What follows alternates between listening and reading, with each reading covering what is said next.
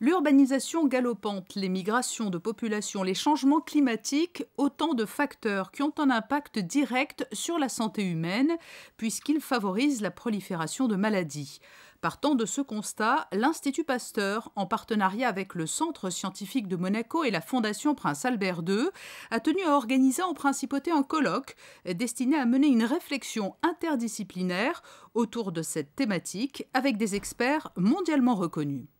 Les changements d'environnement, bien sûr, incluent les changements climatiques, mais ils aussi incluent les changements de conditions de vie, le fait qu'il y a de plus en plus de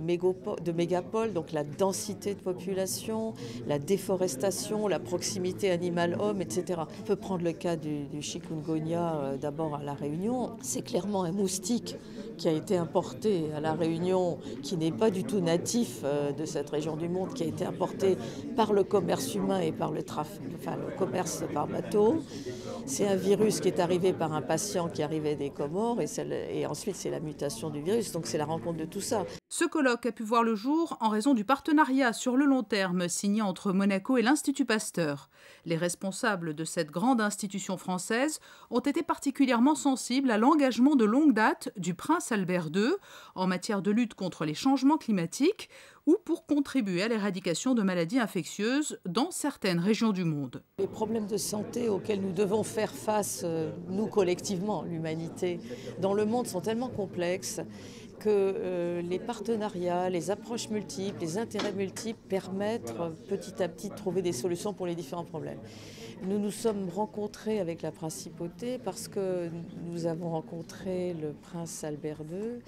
et qu'il manifeste un très réel intérêt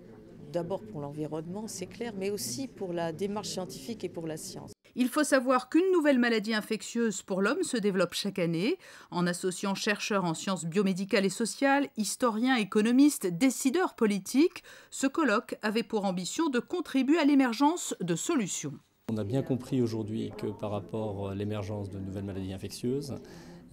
ça n'était plus l'affaire d'une seule discipline scientifique, ça ne peut pas être simplement des épidémiologistes, ça ne va pas être simplement des virologues, ça ne va pas être des entomologistes, un spécialiste des populations vectorielles qui vont pouvoir seuls de leur côté apporter une réponse.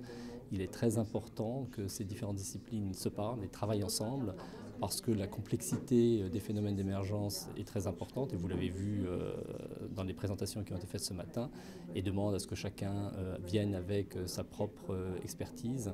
pour contribuer à une compréhension du démarrage d'une épidémie et trouver les meilleurs moyens de la contrer.